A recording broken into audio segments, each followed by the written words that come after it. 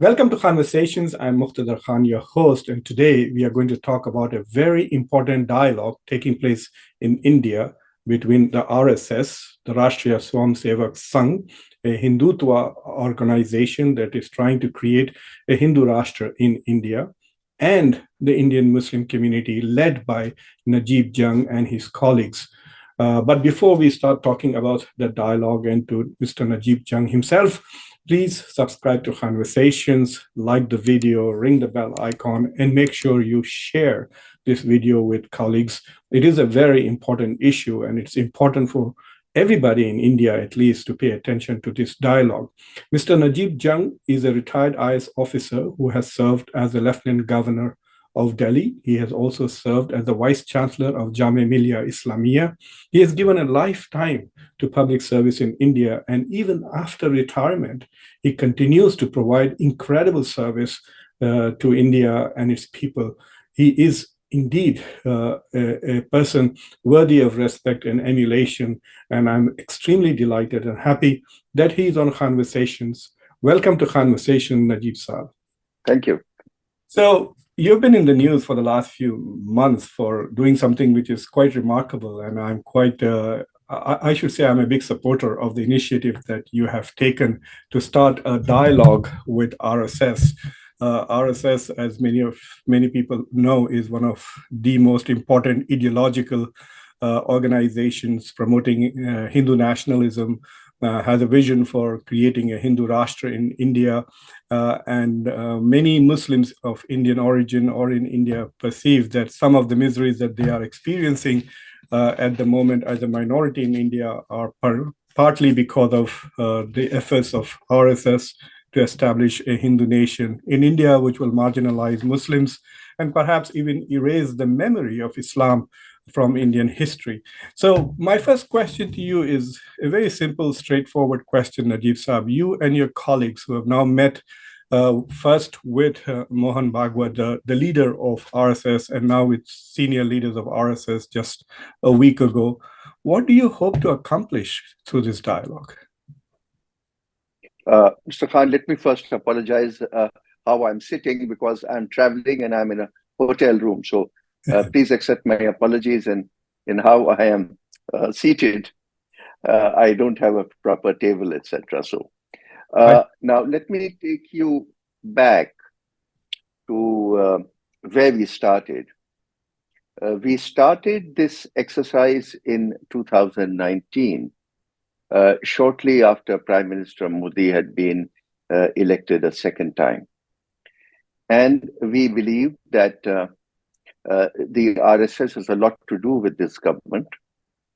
And therefore, to talk to Mr. Bhagwat would help us bridge the gap between Hindus and Muslims. Mr. Bhagwat was most gracious, and in fact, the conversation went on for a long time, and he had things to say about Muslims, and we had to say things about Hindus, where the differences exist. He then said that we have to carry on this dialogue, but unfortunately, because of the COVID virus, there was a lull in that. And now this time I think in June, July, we thought that it was time to resume the contact. And under that, I wrote a letter to Mr. Bhagwat, and again, very graciously, he said that, yes, we must meet, and we met in late August last year. Again, this was a very detailed conversation with him. He has a point of view. We have our point of views. Let me also make it very clear that I do not represent the Muslim community. I am not an elected representative. I have not even been selected by a large group of people. We went as a motley group of friends because we are concerned citizens and we are concerned Muslims. So we went as concerned friends, and we had a very detailed conversation with Bhagwat Saab. And at the end of it, he said that we must continue meeting, and he nominated 5 very senior people of the Sangh to continue this dialogue with us. Now, why did we meet? your question. We believe that the only way forward to remove any differences of thoughts is by consistent dialogue. If we don't dialogue, then these differences will remain. By differences, I also mean misunderstandings. The Sangh has misunderstandings about Muslims, as do Muslims in India have misunderstandings about the Sangh. And if we can bridge those misunderstandings, if we can talk about them, some are easy to remove. Some are more complex. The easy ones can be done in short time. The more complex ones will take a long, long time, many meetings, and perhaps I can't even be sure to the extent we'll succeed. So the idea is to bridge the gap as much as possible. We found the Sangha representatives, as indeed Mr. Bhagwat, to be responsive. At his behest, when he said that, enlarge your group, you're just 4 or 5, so enlarge your group and meet with us again. So we met representatives of Jamaatul Ulema-e-Hind, we met representatives of Jamaat-e-Islami, we met people from the Dargah Sharif Ajmer, we met Muslim intellectuals, some professors, some journalists, and the last meeting that you referred to had representatives of all these organizations, and we met with senior consigliaries of the Sangh. That meeting lasted a long, long time, 3.5 hours. And I must say that it ended very well. They had their point of view, we had our point of views, and we agreed again to meet in due course. That's where we are. So, there was a lot of reaction to your first meeting, clearly. And, the MP from Hyderabad, Mr. Asaduddin Owaisi, said essentially that you were not a representative group, you were elitist. हम तो नहीं थे उसमें, पर हम पर ही क्यों शक किया जाता है फिर? अब ये लोग जाकर मिले, इनसे पूछिए क्या बात करके आए आप? आरएसएस की आइडियोलॉजी सारी दुनिया जानती है, और आप जाकर आरएसएस से मिलते हैं, तो ये जो मुस्लिम कम्युनिटी में ये लोग जो सो कॉल्ड इलीट तबका है, जो वो करेंगे तो बिल्कुल सच है वो, और हम अपनी लड़ाई पॉलिटिकल राइट के लिए, फंडामेंटल राइट्स के लड़ते हैं तो नहीं, हम बुरे हो जाते हैं। तो ये जो इलीट तबका है, जो अपने आप को बहुत ज्ञानी समझता है, जिनको रियलिटी से ताल्लुक ही नहीं है, कोई जमीन पर क्या हो रहा है उनको नहीं मालूम, जो आराम से अपनी जिंदगी गुजार रहे हैं, और आप जाकर मिलते हैं आरएसएस के चीफ से। ठीक है, आपका डेमोक्रेटिक राइट है, मैं क्वेश्चन नहीं कर रहा हूं, और आपको तो कोई राइट नहीं है क्वेश्चन करने का हमको फिर। However, the second group that you have is far more representative. It also includes people from Muslim organizations. So clearly you are also having a dialogue with Muslims as you are having a dialogue with RSS. So what are the misperceptions of RSS that Muslims entertain? What? Khan Saab, number one, you're absolutely right. Without taking our own community along, we can go nowhere. So the first meeting was, say, a path breaker. The second meeting was quite enlarged. And as we go along to other states and other cities in the country, we will involve more and more people. And that enlargement of the group will also include other minorities. I mean, the Christians are in the same boat as us. And some Sikhs feel also alienated to an extent. So we intend to bridge the gap between all minorities and the larger Hindu majority. That's one. The differences, okay, let me share with you the basic differences. I mean, the grievances, for instance, that the average person of the Hindu community would have against the Muslim community. आप हमको काफिर कहते हैं. You call us kafirs. We are sensitive to that. We think that it is not a term that should be used, number one. Number two, we treat the cow as a holy animal. You don't think it is so. And there are instances of cow slaughter in India. Now, to us, these are minor things because no decent Muslim calls a Hindu a kafir in this country. It's a misconception. And we clarified it to them, and Mr. Bhagwat accepted it very graciously. And we raised it with the other Muslims also, with the Jamaat al-Ulama and etc. And they all said that, look, we don't call anyone kafir anymore. It's a term that comes in the Quran for non-believers. But we don't think that Hindus are non-believers. They do worship a god. And they don't come under the classical definition of a kafir. And that was accepted. Then on cow slaughter, again, it's against the law to kill cows in India, except in some states. And we said to Mr. Bhagwat and to his friends that, look, we are completely against cow slaughter. And in fact, there is a law against it. And if you want, you can make the cow a national animal. We will support it. So that was a point well taken by them. Now, on our side, we said that, look, we have issues. We are not jihadis. Why should you call us jihadis? Indians are not going to prove their patriotism to anyone in this country.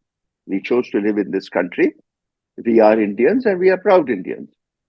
But we don't accept a law when you pass the Citizens Amendment Act, which we believe is unconstitutional.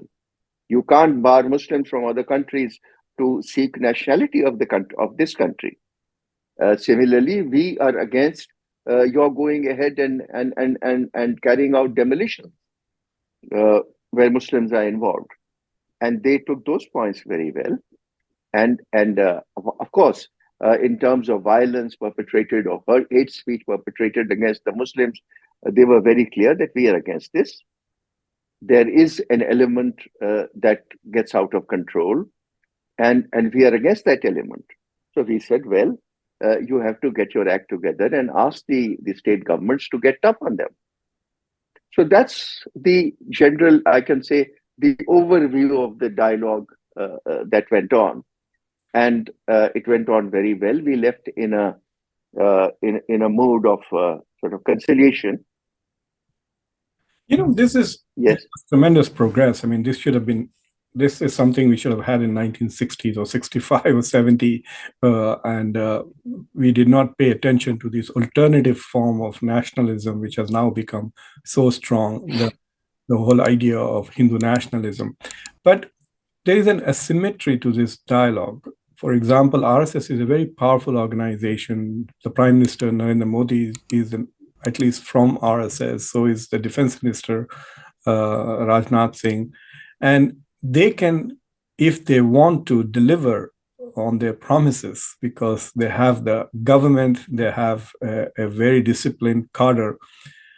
Can you deliver that the Muslims will... Like I said, by Khan Sahib, we are not elected by the Muslim community. I am not a Jinnah that is recognized by the Muslims as a leader. I am not even an Owaisi who at least has a parliament seat. Yeah. We respect Mr. Owaisi because he leads a party at least.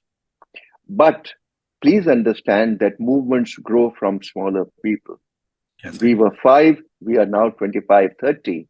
And as we are meeting people, the more interesting thing was that the level of appreciation which we received from both the Hindus and the Muslims has been very large. There has been a section which have felt exactly what Mr. Owaisi has said, but a much larger section, and I would go to say 90, 95%, much more the Hindu community, which have said that this is the need of the hour.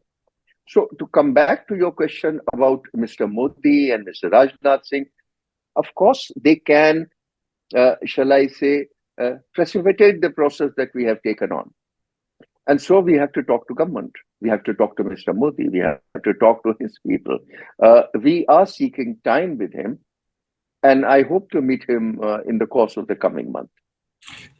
One of the interesting things is that when I went and looked at Asaduddin Owaisi's comment after your first dialogue, it received a lot of attention from the media, and everybody were highlighting the fact that he was critical of the group that met as a group of elite individuals who are out of touch.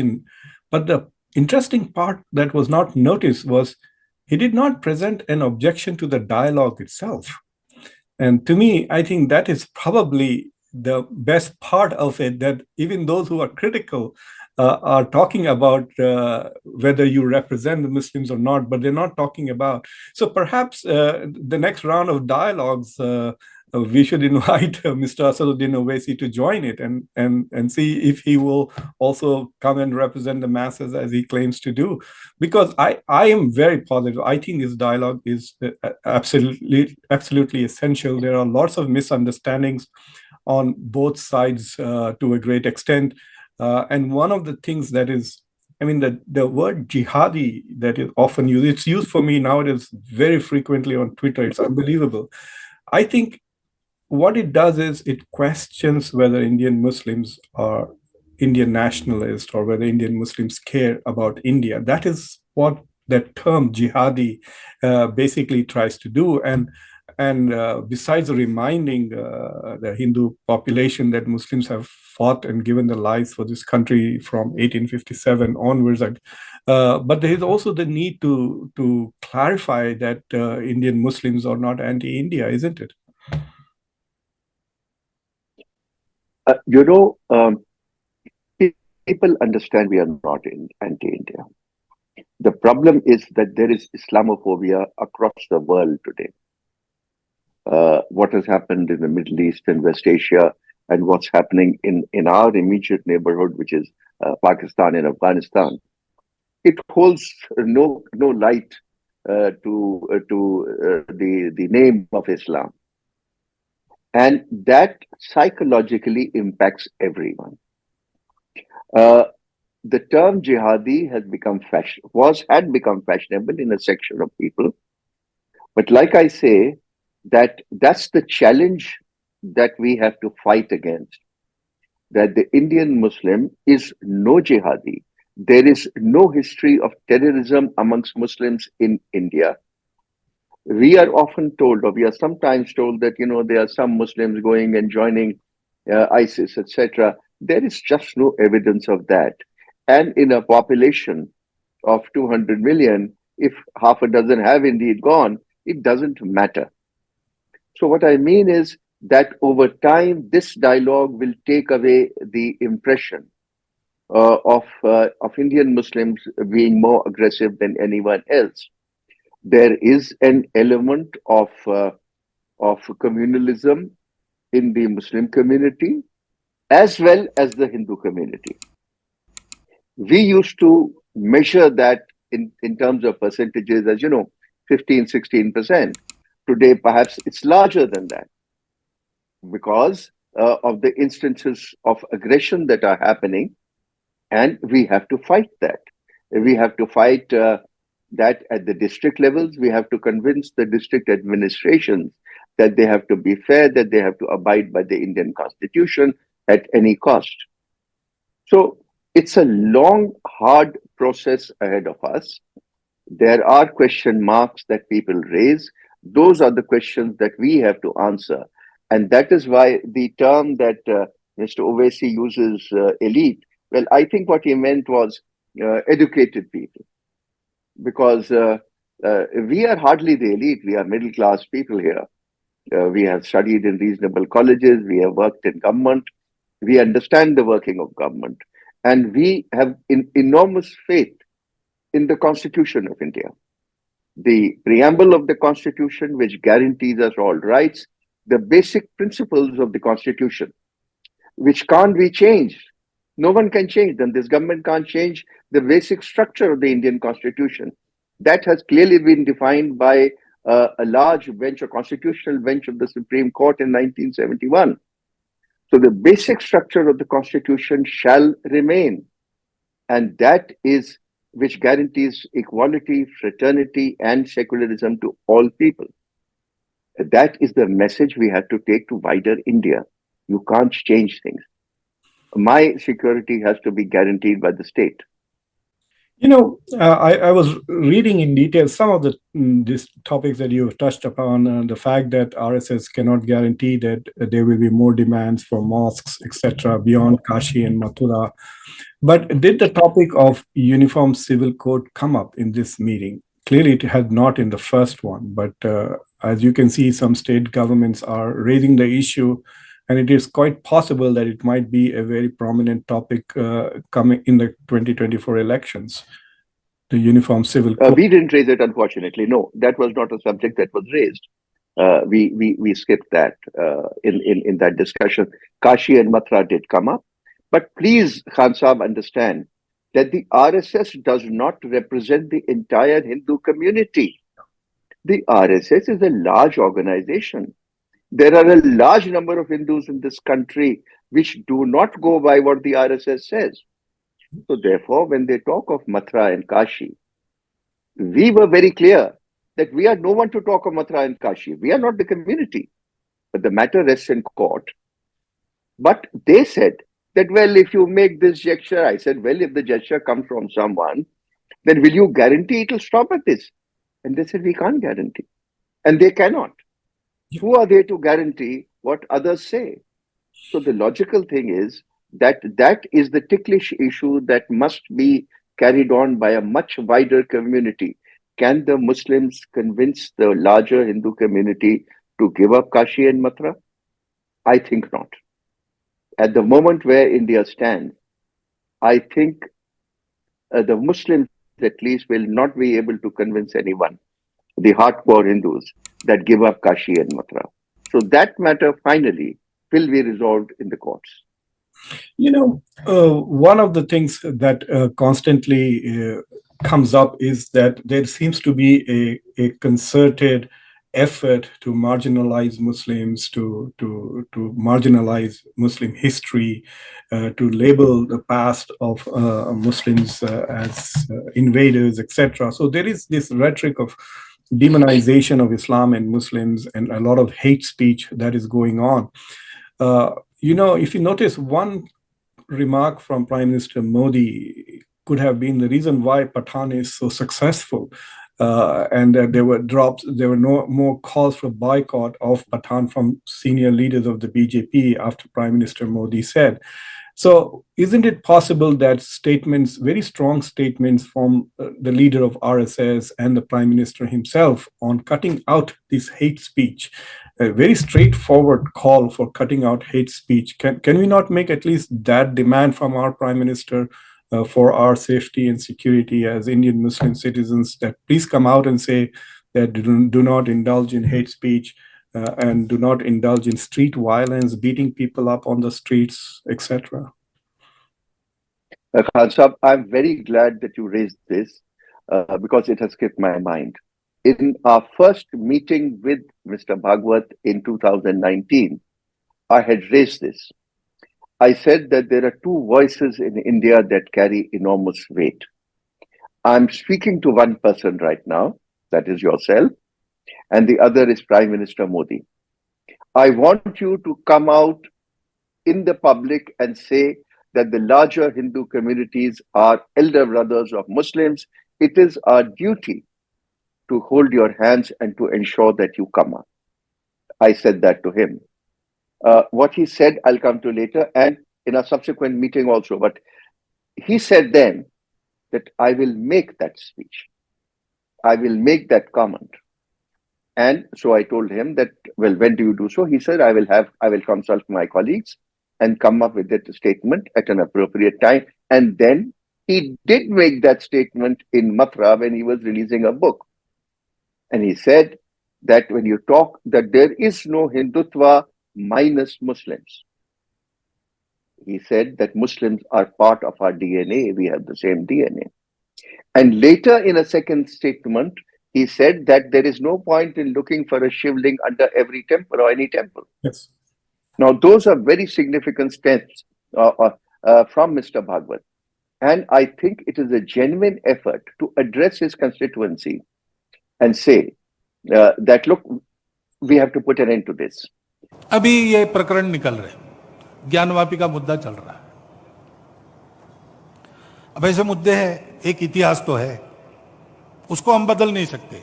वो इतिहास हमने नहीं बनाया, न आज के अपने आप को हिंदू कहलाने वालों ने बनाया, न आज के मुसलमानों ने बनाया। उस समय घटा, ठीक है, प्रतीकात्मक कुछ हमारी विशेष श्रद्धा थी, ऐसे स्थानों के बारे में हमने कहा, लेकिन रोज एक मामला निकालना नया, यह भी नहीं करना चाहिए। हमको झगड़ा क्यों बढ़ाना है? ज्ञानवापी के बारे में हमारी कुछ श्रद्धाएं हैं, परंपरा से चलती आई, हम कर रहे, ठीक है, परंतु हर मस्जिद में शिवलिंग क्यों देखना? But more importantly, let me tell you, in our second meeting of August last year, he clearly mentioned that in the highest echelons of the Sangh, we have discussed this issue, and we find that minus taking the 20% minorities in the country with us, India will not progress. Those are very significant statements that he made. Now, coming to the Prime Minister, the Prime Minister has made one statement recently that, it's time for the BJP to approach the Muslim community, particularly the backward Muslims, etc. That's something to talk about, but that's not enough. I think the Prime Minister has to say more and say it quickly. The problem, Khan Sahib, is that India is in a perpetual election mode. Yeah. Parties fight elections to win elections. And if polarization gets you votes, then during elections, harsh words are spoken. Now, we have seen that in the Uttar Pradesh election. We are seeing that in the Karnataka campaign. So I am afraid that till the next major election of 2024, I don't see a great reduction in this rhetoric. So it's two things happening. But the message from the public is clear. It's not, I think, Prime Minister's statement on Pathan. It is the preference of the public to see a movie they like, irrespective of the fact that the actor is a Muslim or a Hindu. That's the message that the Indian public has clearly given. And I think it's a very resounding message, and I'm glad it's happened. There's a very interesting quote from from Shakespeare, which says, "There is a tide in the affairs of man, which, when taken at the helm, leads on to fortune." And this is so true of India today. India is at the moment poised to become a major world power and a global power. India's soft power is rising. It's now the fifth biggest economy in the world. This year, India is going to be leading the G20, the Shanghai Cooperation Organization. So India is tasting global leadership. So at this moment, India, I don't think it's like a plane about to take off. And it cannot take off with 20% or 15% of the population, 200 million people hanging outside the plane. They will bring it down. If India has to soar, and if India has to go, Indian Muslims will also have to go with it. And why isn't this message being sent across to everybody that, yes, India is about to take off, and India cannot take off without 20% of its population, the entire minorities? We cannot leave Muslims behind. And Muslims have a lot to offer to India. It's not as if the Muslims are a dead weight. So why can't we have this joint project of Muslims and Hindus to make India great? I think that's what Mr. Bhagwat said very clearly. That's the decision, that they will take Muslims along. Now, how long will this take? I can't say. India, I believe, has taken off. I believe that a large number of people think that it has taken off, and perhaps it has taken off without substantial Muslim help. Having said that, there will come a realization, and again, I can't say when, that to take speed, we need Muslims. You can't leave 15-20% behind. They are actually the wheels of the economy. Many years ago, I had a friend in the police service who made a film called The Seventh Man. It was a very successful film, praised by Satyajit Ray. And it was a film on Calcutta. And he said that every seventh man in Calcutta is a Muslim. And he runs the wheels of Calcutta because he's the baker, he's the butcher, he's the mechanic, he's the teacher, he's the school teacher. And that is true of Indian Muslims today. That you may not have them in the Supreme Court, you may not have them in the highest echelons of government and ministries in parliament, but they manage the wheels of this economy. And that realization will come. So I believe what you said is absolutely right. How long it will take, I can't say. When is your next meeting with the leaders of the RSS?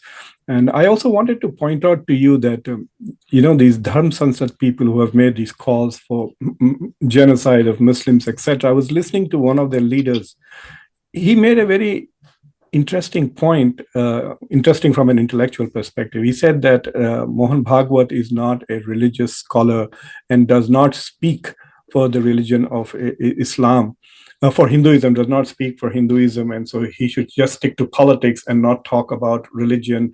So I have a feeling that in India at the moment, it is quite possible that there might be a right-wing challenge to Hindutva or to RSS, etc., which could actually put more pressure on these issues and reduce the amount of cooperation that RSS could extend because they feel they are going to be flanked from their right. हाल ही में मोहन भागवत जी का एक newspaper में बयान आया कि जो धर्म संसद में हुआ वो हिंदुत्व नहीं है और वो हिंदू भी नहीं है। और मोहन भागवत आरएसएस को देखा जाए तो वो हिंदुत्व के सबसे बड़े आइकन है इंडिया में। तो वही अगर कहें कि जो धर्म संसद में हुआ ना तो वो हिंदुत्व माना जा सकता है, ना हम बोल सकते हैं कि वो हिंदुइज्म है, ना हम मान सकते हैं कि वहाँ से कुछ भी जो बोला हो वो धर्म की बात हो। तो इस टिप्पणी पे आप क्या कहेंगे? इस टिप्पणी पे मोहन भागवत जी अपनी जवाब दे चुके हैं कि मोहन भागवत कभी भागवत नहीं पढ़े हैं, इसलिए धर्म पर की गई टिप्पणी उनकी स्वीकार्य नहीं है। ये उनके ही बयान हैं। तो मैं ये कहता हूँ कि जो धर्म की जिसको जानकारी नहीं है, हिंदुत्व की जिसको जानकारी नहीं है, वो राष्ट्र पे काम करते हैं, हिंदुत्व पे काम नहीं करते हैं। उन्होंने कहा आरएसएस हिंदूवादी संगठन नहीं है, वो राष्ट्रवादी संगठन है। और राष्ट्र का जो कॉन्सेप्ट है वो हिंदू धर्म का कॉन्सेप्ट नहीं है। हिंदू धर्म में राष्ट्र का कोई कॉन्सेप्ट नहीं है। मतलब हम कहते हैं वसुधैव कुटुंबकम। Khan Sahib, this is exactly what I said, that the RSS doesn't represent the entire Muslim community. They represent some. If you look at the percentages of population, only 37% voted for the BJP. Of those, the RSS support would have been 10-15%. The rest were regular people who wanted to vote BJP because they were annoyed with the earlier government. So the RSS is not representative of the entire community, but an influential voice in North India and gaining ground in other parts of India. We have to accept that. So why did we meet Mr. Bhagwat? Because he represents a large constituency. But there is a large constituency out there. You used to call them fringe. They may not be fringe today. Who will not go by what Mr. Bhagwat has said.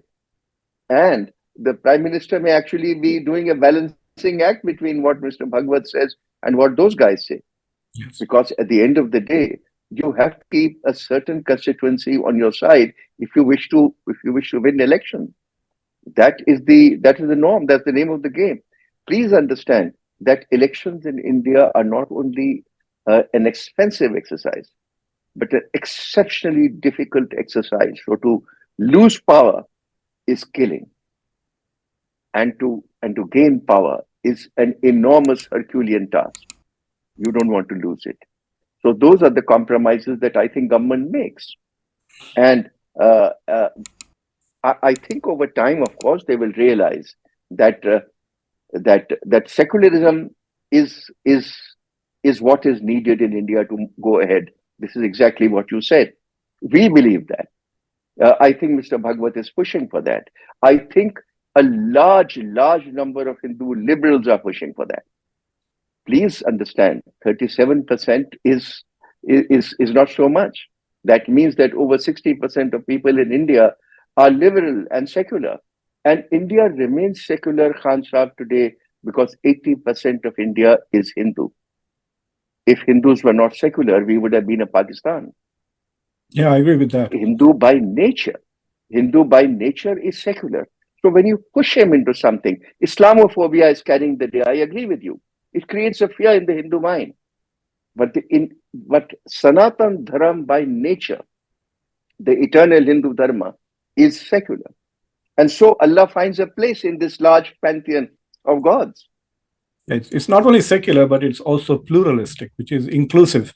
And that is something that we can't speak of when it comes to Abrahamic faiths, which are not very inclusive. Exactly. Not as inclusive. Exactly. You know, as I watch India from a distance, of course, I feel that it is quite possible that in the near future we might actually feel the need for a Muslim RSS alliance to fight a resurgent extreme right wing in India, which is probably gaining wealth. This is my last question going forward. I was looking at some. I just want to interrupt you here. Yeah. The larger Muslim alliance, that's a very interesting statement you made. Because there was a larger alliance between the Jamaat-e-Islami and the RSS when Mrs. Gandhi put them in jail. Yes. Between 1975 and 1977, they were buddies in jail. They were sharing food in jail. They exchanged ideologies in jail. So, people come together and people come apart. So hope lives on. Yeah, I agree with you. In fact, there is a gentleman here in the US who was one of those prisoners, and he still maintains his friendship and relations with members of the RSS.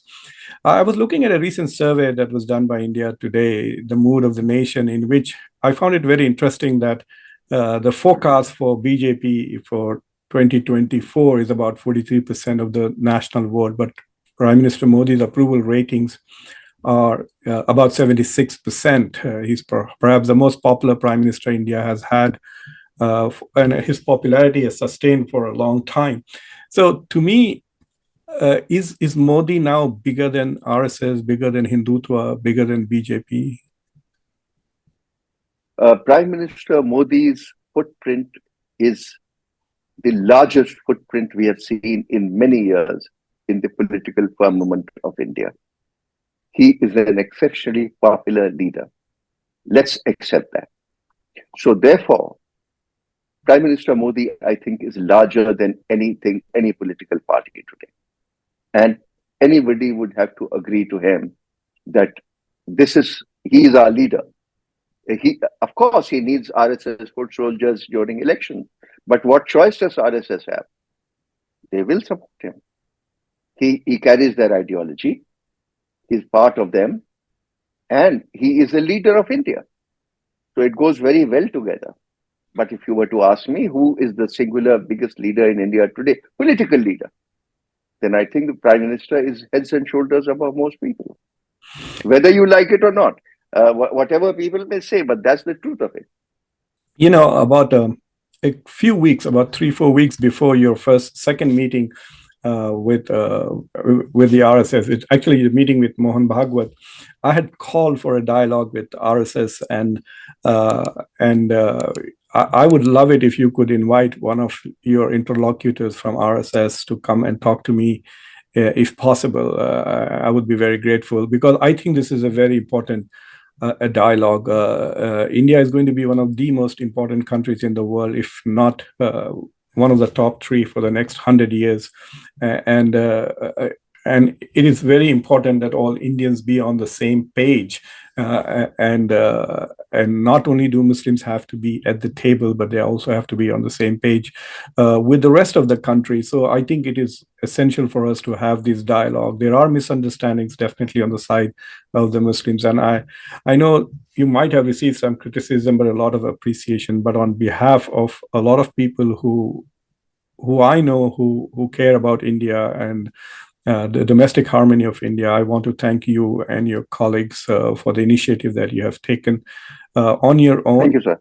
Yes, and I think it is an incredible endeavor, and we pray and support your efforts. And thank you very much for talking to me. Thank you, sir. Thank you, sir. Thank you, sir. Good night. For those of you who have been watching, thank you very much for watching. Please subscribe to the channel and do share this video with others. This is an important endeavor, and it is important that more and more people know about it. Thank you very much, Najeeb sir. Thank you, sir. Thank you very much.